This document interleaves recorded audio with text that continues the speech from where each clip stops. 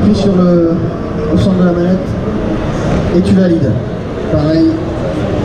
Voilà, vous êtes tous prêts et c'est parti. Ok. Bon, je vais juste prendre profit du temps de chargement pour boire. Mais j'avais hard water on the stage.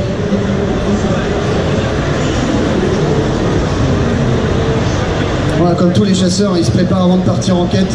On peut même, voilà, dans Monster Hunter, on peut même se préparer soi-même pendant les temps de chargement. C'est pas ouf.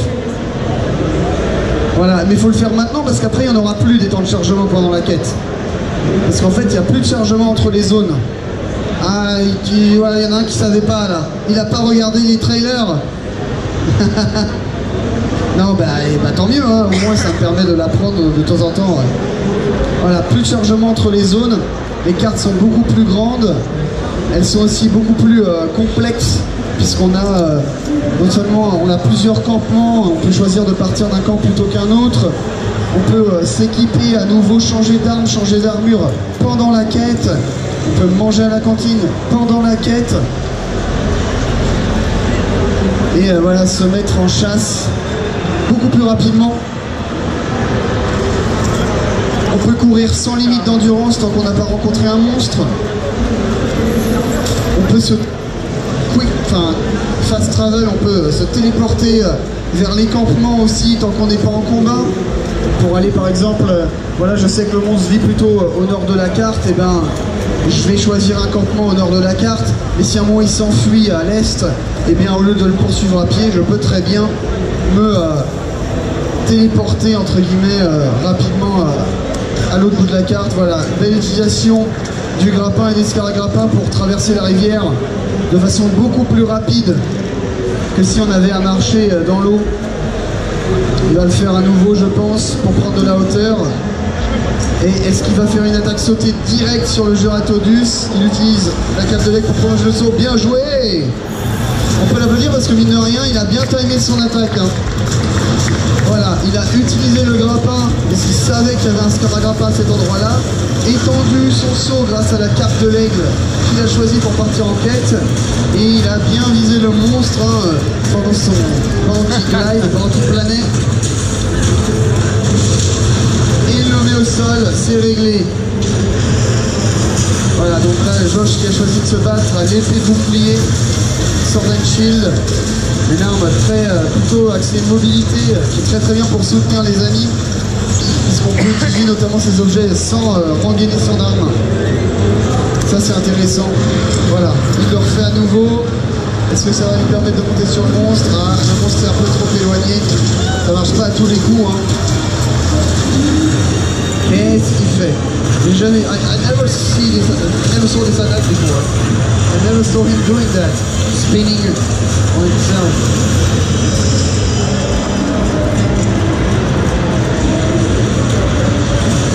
Donc j'avais pas vu en fait le monstre faire cette attaque. En fait il l'a fait pour se recouvrir debout, pour se protéger.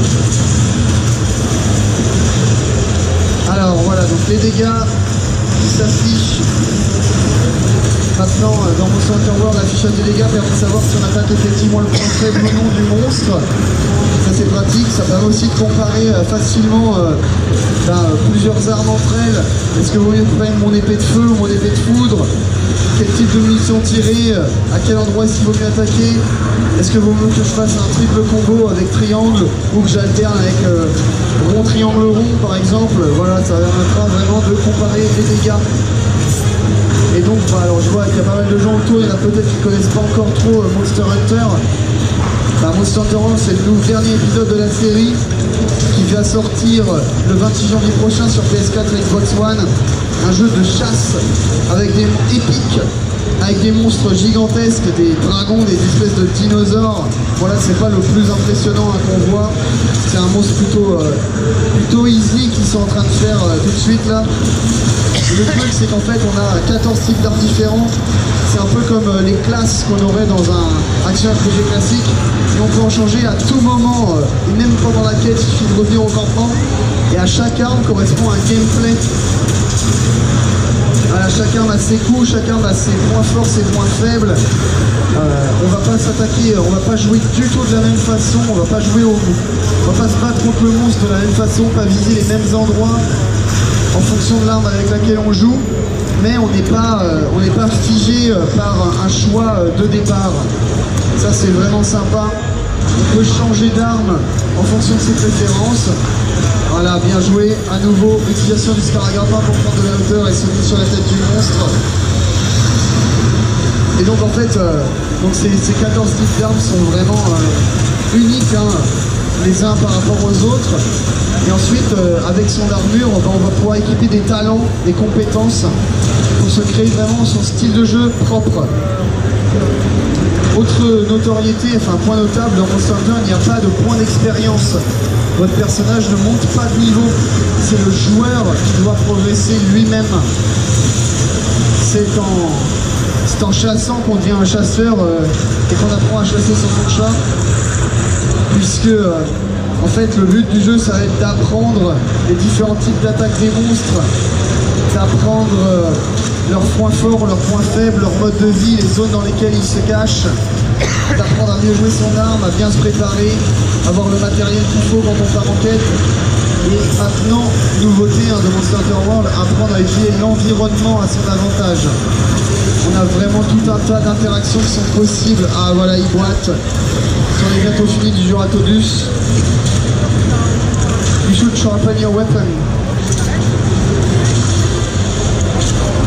Voilà, Josh qui a beaucoup attaqué et donc il va devoir utiliser son arme pour lui redonner, restaurer sa valeur d'attaque. Le monstre a été paralysé. Voilà, il attaque la queue, on voit que c'est un point faible, hein, les dégâts sont affichés en orange. S'utilise bien, encore mieux de taper le ventre, une attaque sautée, et voilà, c'en est fini du Juratodus. Maintenant la question c'est est-ce qu'ils vont réussir à chasser le Baros, puisque à la base c'était ça le monstre hein, qu'on leur a demandé en quête de chasser. Et comme les quêtes sont limitées à 20 minutes dans la démo, ce qui n'est pas le cas, hein, bien entendu c'est toujours je pense 50 minutes dans le jeu complet, est-ce qu'ils vont réussir à le choper? Alors voilà, Josh ouvre la carte et maintenant qu'il est hors combat, il peut se déplacer rapidement vers un camp. Vous pouvez le suivre hein, si vous voulez. Avec le pavé tactile, tu ouvres la carte. Maintenant, tu survoles le camp et croix pour confirmer, voyager jusqu'au camp. Voilà, vu la taille des cartes, c'est vraiment pratique, hein, parce que ça permet de se déplacer rapidement et donc de se mettre en quête, enfin en piste d'un monstre plus vite qu'avant. Et là, ils sont pas obligés de le chercher au petit bonheur la chance. Josh connaît bien le jeu, donc forcément il sait que le Baros passe dans cette zone. Et voilà, il a trouvé des empreintes de pas. Ça veut dire que le monstre était là il y a quelques temps. Bon, ce sont des vieilles empreintes. Mais nos navicioles vont nous indiquer des empreintes de plus en plus fraîches. Vous voyez, ce sont ces petites lueurs vertes qu'on voit de temps en temps jaillir de la poche du Hunter. Alors qu'est-ce qu'elles indiquent? Elles ont trouvé quelque chose, on dirait. Voilà, une nouvelle empreinte. Et plus on récolte d'informations comme ça sur le monstre, plus on voit le traquer de façon efficace. Et le voilà. Vous voyez, il suffit de suivre les traces de pas du monstre pour le trouver. Et donc pas obligé de le chercher complètement au hasard à travers la carte. Hein. Ça a été bien plus efficace comme ça. Et une fois en fait le monstre a été identifié, ben, les navicioles elles vont vraiment nous guider vers lui. Donc même si le monstre s'enfuit, alors là c'est pas un monstre qui vole, mais dans le cas de certains monstres qui peuvent s'envoler ou s'enterrer, et ben si le monstre fuit rapidement à l'autre bout de la carte, on va pouvoir suivre les navicioles.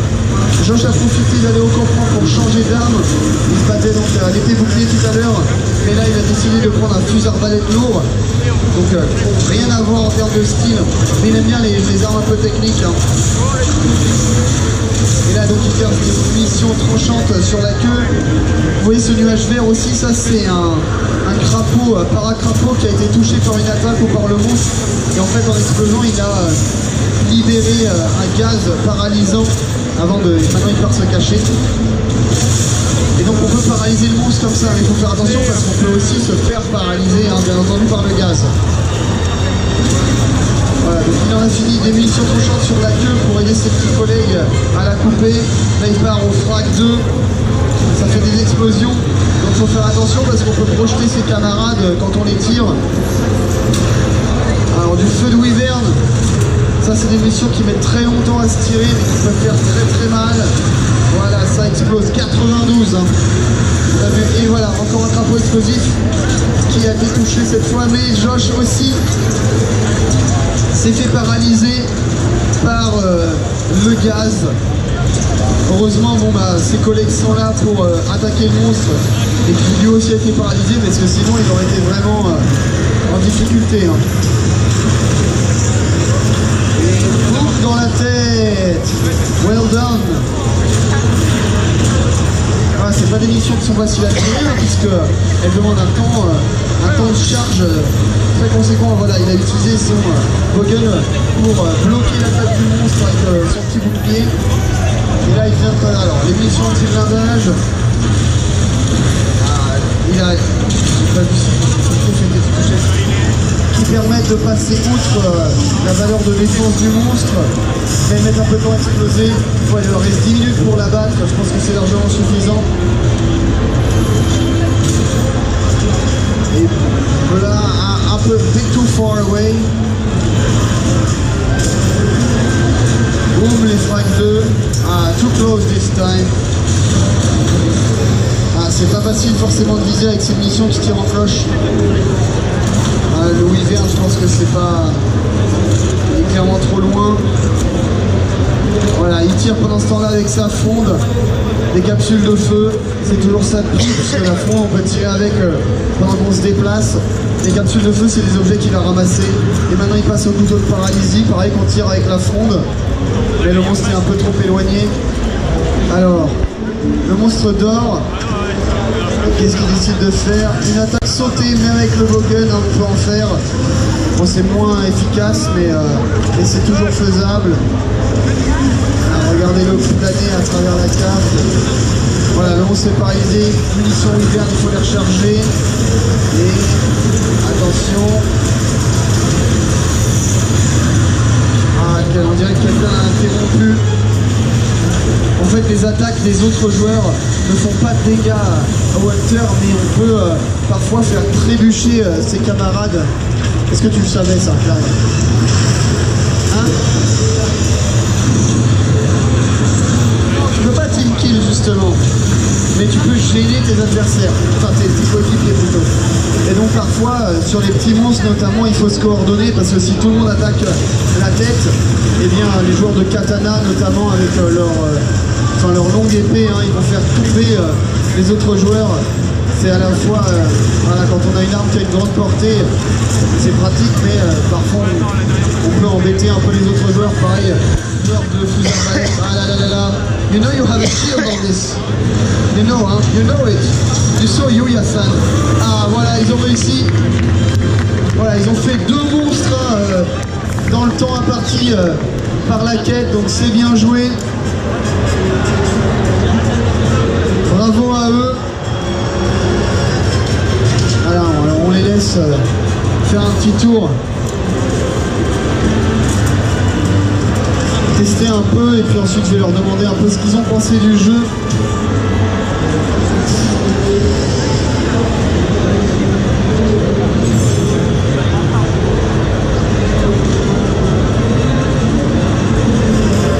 Apparemment, donc, on a déjà 4 joueurs qui ont été sélectionnés pour la prochaine quête. Donc les gars, rapprochez-vous un peu des escaliers.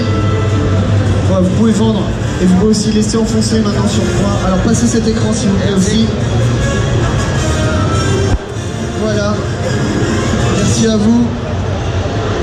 We have 4 hunters right now, so. Alors n'hésitez pas, prenez-vous donc chacun un petit poster et un code pour un thème PS4. Voilà, c'était génial. Et toi, t'en as pensé quoi? Énorme, franchement, faut l'acheter.